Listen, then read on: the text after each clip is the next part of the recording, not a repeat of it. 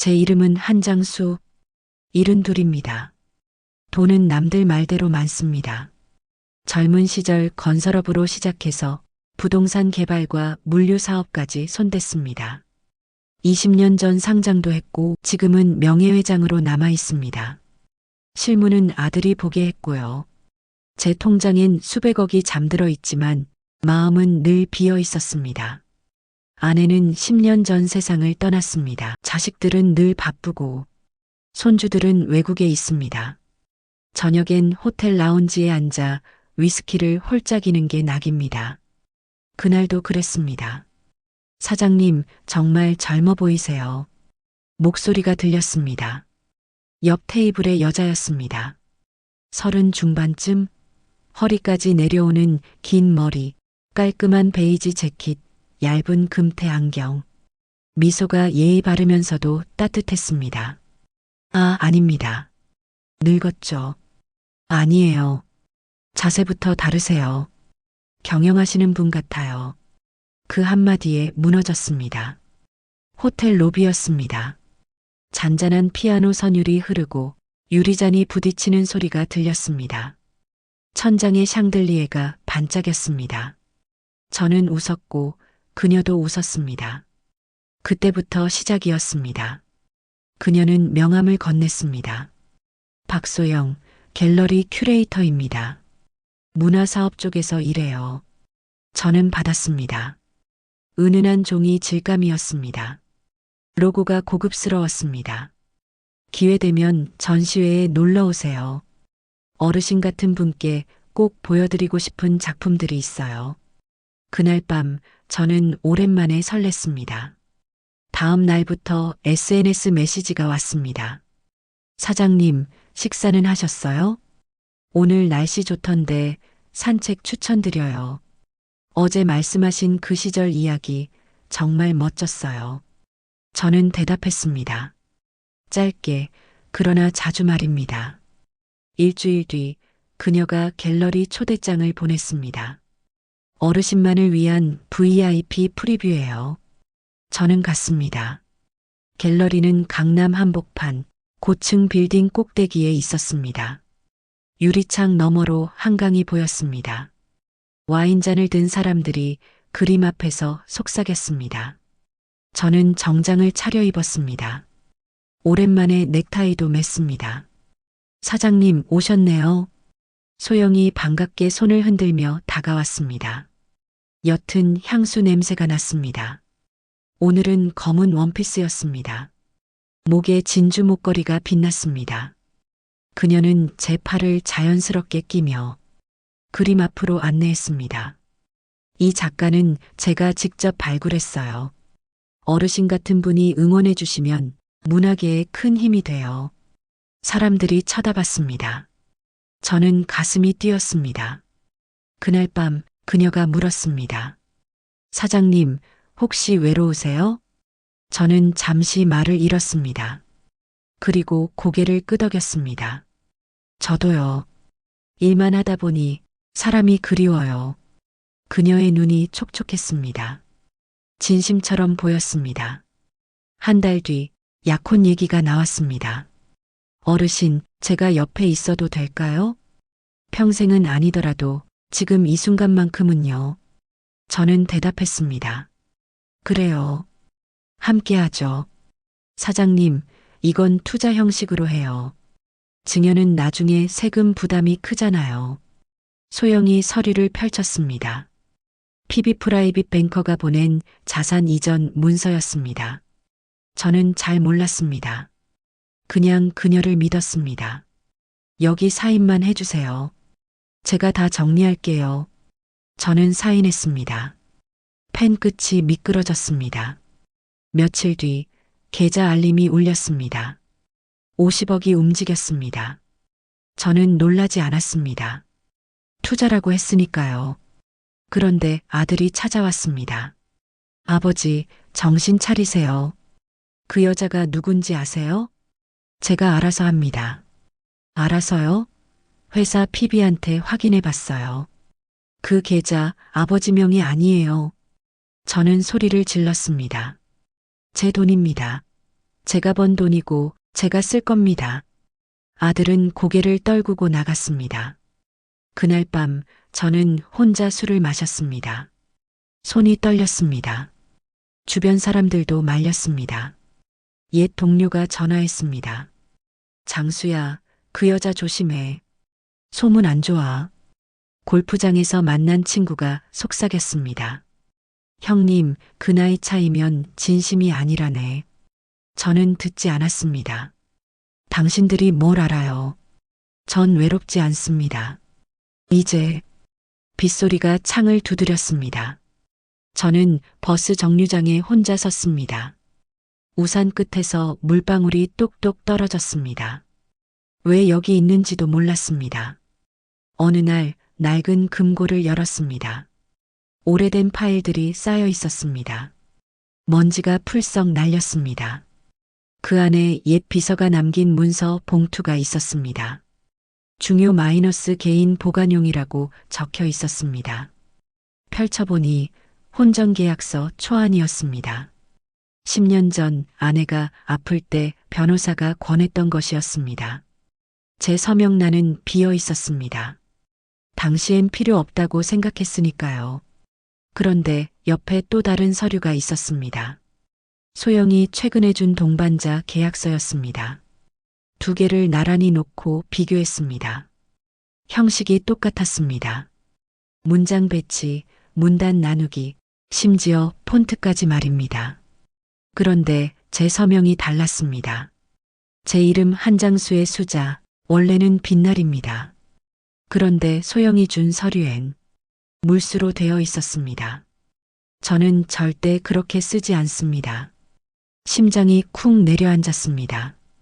다음 날 옛 비서에게 전화했습니다. 과장님, 혹시 그때 파일 USB 남아 있습니까? 예, 회장님. 제가 보관하고 있습니다. 그 USB엔 영수증 사본들이 있었습니다. 소영이 문화사업 투자라며 쓴 돈의 내역이었습니다. 같은 꽃집이었습니다. 같은 시각이었습니다. 그런데 수령인 이름이 달랐습니다. 김민준, 이태호, 박성우. 전부 남자 이름이었습니다. 저는 사무실 복도를 걸었습니다. 형광등이 웅웅거렸습니다. 제 속도 웅웅 울렸습니다. 저는 모르는 척했습니다. 오히려 더 주겠다고 말했습니다. 소영 씨, 다음 달에 계좌 하나 더 만들어 드릴게요. 당신 이름으로요. 그녀는 환하게 웃었습니다. 정말요? 사장님 고마워요. 그 미소를 보며 저는 속으로 계획을 짰습니다. 먼저 은행 PB를 불렀습니다. 신뢰하는 사람이었습니다. 20년 거래였습니다. 최 부장, 제 계좌 신탁 전환 가능합니까? 예, 회장님. 신탁으로 옮기시면 본인 외 인출 불가능합니다. 그렇게 해주세요. 그리고 결제 권한 이중 인증으로 묶어주세요. 알겠습니다. 다음은 옛 비서였습니다. 과장님, 제 명의로 된 서류 전부 복사본 확보해 주세요. 조용히 말입니다. 예, 회장님. 그리고 변호사였습니다. 이 서류들 법적 효력 검토 부탁합니다. 특히 서명 진위 여부요. 바로 시작하겠습니다. 저는 스마트폰에 녹음 앱을 깔았습니다. 손주가 가르쳐줬던 것이었습니다. 버튼 하나만 누르면 자동 녹음이었습니다. 며칠 뒤 소영과 호텔 라운지에서 만났습니다. 소영 씨, 다음 주에 서류 정리 좀 같이 합시다. 제가 잘 모르니까요. 그럼요, 사장님. 제가 다 도와드릴게요. 저는 커피잔을 살짝 당기며 주머니 속 녹음 버튼을 눌렀습니다. 참, 그 투자건요. 실제 수익자가 누굽니까? 당연히 사장님이죠. 서류엔 제 이름 없던데요? 아, 그건 절세 목적이에요. 나중에 정리하면 돼요. 목소리가 미세하게 흔들렸습니다. 저는 놓치지 않았습니다. 그럼 그 꽃집 영수증은요? 김민준이라는 사람한테 간 건요? 그녀의 얼굴이 굳었습니다. 어떻게 아세요? 제가 늙었어도 바보는 아닙니다. 빗소리가 유리창을 두드렸습니다. 카펫에 발소리가 묻혔습니다. 우리는 서로를 보았습니다. 덫이 깔렸습니다. 저는 조심스럽게 물었습니다. 소영 씨, 당신 이름, 본명 맞습니까? 그녀는 웃었습니다. 여유롭게 말입니다. 사장님 의심하시면 서운해요. 저 신분증도 보여드렸잖아요. 그래요, 미안합니다. 하지만 그날 밤 이상한 일이 벌어졌습니다. 다음 날 아침 경찰서에서 전화가 왔습니다. 한장수 씨 맞으십니까? 스토킹 및 강요 혐의로 고소장이 접수되었습니다. 뭐라고요? 박소영 씨가 제출하셨습니다. 출석 요청드립니다. 머리가 하얘졌습니다. 고소장엔 제 사진이 붙어 있었습니다. 지속적 감시, 금전 요구를 빌미로 한 강요, 사생활 침해. 거짓말이었습니다. 하지만 증거처럼 꾸며져 있었습니다. 갤러리 사람들의 눈빛이 달라졌습니다. 수군거림이 들렸습니다. 그 할아버지 집착 심하대. 돈으로 여자 묶어두려 했대. 저는 주춤했습니다. 발이 바닥에 붙은 것 같았습니다. 심장이 쿵쿵 소리를 냈습니다. 집에 돌아와 소파에 앉았습니다. 손이 떨렸습니다. 이기기 어렵겠다는 생각이 들었습니다. 그때 현관문이 열렸습니다. 할아버지, 손녀 지민이었습니다. 미국 로스쿨을 졸업하고 막 돌아온 손녀였습니다. 지민아, 넌 왜? 고모가 연락했어요. 할아버지, 제 차례예요. 지민은 노트북을 펼쳤습니다. 일단 고소장 대응부터 해요. 그리고 역으로 증거 확보할게요. 어떻게요? 포렌식 회계사 불러요. 돈의 흐름 추적하면 진실이 보여요. 이틀 뒤 회계사 김 팀장이 왔습니다. 중년 여성이었습니다. 카리스마가 있었습니다. 회장님, 이 계좌 내역 보세요. 박소영 씨 명의 계좌로 들어간 돈 다시 3개의 계좌로 분산됐어요. 전부 남성 명의입니다. 이게 무슨 뜻입니까? 전형적인 다단계 편취 패턴입니다. 여러 피해자에게 동시에 접근했을 가능성이 높습니다. 며칠 뒤 또 다른 피해자가 나타났습니다. 중년 남자였습니다. 이름은 최민우였습니다. 떨리는 목소리로 말했습니다. 저도 당했습니다. 소영이란 여자한테요. 투자 명목으로 3억 날렸어요. 같은 수법입니까? 예. 갤러리, 문화사업, 약혼 암시. 똑같아요. 우리는 녹취를 모았습니다. USB를 복사했습니다. 대화의 끄트머리에 진짜 이름이 튀어나왔습니다. 본명은 박경이었어요. 소영은 가명입니다. 지민이 말했습니다. 할아버지, 이제 반격할 수 있어요. 호텔 주차장이었습니다. 환풍기 소리가 웅웅거렸습니다. 녹음기 불빛이 초록으로 깜빡였습니다. 약혼 발표 날이 왔습니다. 대형 호텔 연회장이었습니다. 화환이 줄지어 섰습니다. 스크린엔 우리 사진이 떴습니다. 현악 사중주가 비발디를 연주했습니다. 하객들이 박수 쳤습니다. 소영은 순백의 드레스를 입었습니다. 미소가 완벽했습니다. 사회자가 마이크를 건넸습니다. 신랑 어르신, 한 말씀 부탁드립니다. 저는 천천히 무대에 올랐습니다. 심장이 쿵쿵 뛰었지만 발걸음은 흔들리지 않았습니다. 손에 든 리모컨이 차갑게 느껴졌습니다. 연회장 안이 조용해졌습니다. 수백 쌍의 눈이 저를 향했습니다. 여러분, 저는 천천히 입을 열었습니다. 오늘 불 좀 켭시다. 어둠은 누구 편입니까? 조명이 환하게 켜졌습니다. 사람들이 웅성거렸습니다. 저는 리모컨 버튼을 눌렀습니다. 스크린에 영수증이 떴습니다. 통화 내역이 떴습니다. 위임장 조작 과정이 떴습니다. 가명 사용 이력이 떴습니다. 뒷좌석에서 누군가 숨을 헐떡였습니다. 소영의 얼굴이 새하얗게 변했습니다. 드레스 자락을 움켜쥔 손이 떨렸습니다. 이 여자의 본명은 박경희입니다. 제 목소리가 연회장을 가득 채웠습니다. 저를 포함해서 최소 3명의 남성을 동시에 속였습니다. 사람들이 숨을 죽였습니다. 와인잔을 든 손이 멈췄습니다. 몇몇은 스마트폰을 꺼내 들었습니다. 변호사가 무대로 나와 서류를 읽었습니다. 혼인 빙자 사기 미수, 문서 위조, 사기 편취 총액 80억 원. 목소리가 또박또박 울렸습니다. 연회장 뒤편에서 여성 하객 한 명이 흐느꼈습니다. 은행 PB가 덧붙였습니다. 해당 자금은 전부 신탁 보호 조치 완료되었습니다. 인출 불가능합니다. 마이크 소리가 메아리 쳤습니다. 소영이 소리쳤습니다. 이건 사랑이야. 진심이었어. 목소리가 갈라졌습니다. 마스카라가 번졌습니다. 드레스의 진주 단추를 움켜쥔 손가락이 하얗게 질렸습니다. 저는 조용히 답했습니다. 사랑은 장부로 훔치지 않습니다. 그 말이 떨어지자 연회장 문이 열렸습니다. 수사관이 천천히 걸어왔습니다.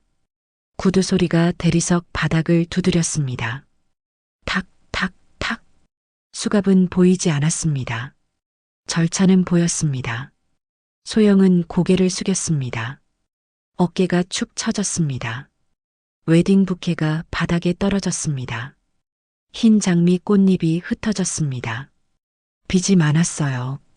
그녀가 떨리는 목소리로 말했습니다. 아버지 병원비, 오빠 사업비 급했어요.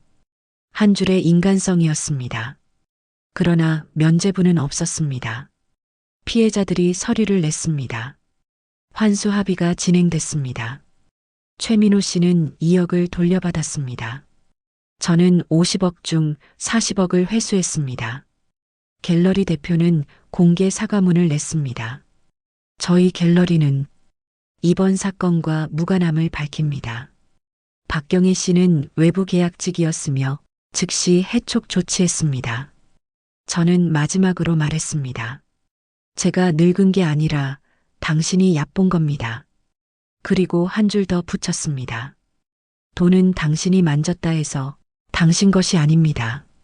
저는 혼전 계약서의 빈칸을 접어버렸습니다. 이제는 제 기준이 먼저입니다. 노인 법률 상담 기금에 10억을 기부했습니다. 이름은 감췄습니다. 고령자 금융사기 예방센터 설립 자금으로 쓰세요. 손녀 지민과 국밥을 먹었습니다. 김이 훨훨 올랐습니다. 그릇들이 시끄럽게 부딪혔습니다. 할아버지, 다음엔 저한테 먼저 물어봐요. 그렇게 하겠습니다. 고맙습니다, 지민아. 저는 마음을 정리했습니다. 늦은 사랑도 품위가 필요합니다. 외로움은 핑계가 될 수 없습니다. 돈이 많으면 조심해야 합니다. 사람을 보는 눈은 나이가 들수록 흐려집니다. 그래도 괜찮습니다. 저는 다시 일어섰으니까요. 늙은 사람의 외로움을 젊은 사람이 채울 순 없습니다. 채워야 하는 건 저 스스로입니다. 호텔 로비엔 다시 피아노 소리가 흘렀습니다. 이번엔 제 걸음이 먼저였습니다. 혼자여도 괜찮습니다. 저는 한장수니까요. 오늘 이야기 마음이 좀 풀리셨습니까? 화면 아래 구독과 좋아요 눌러주시면 다음 회도 제 편이 이기는 이야기로 찾아가겠습니다.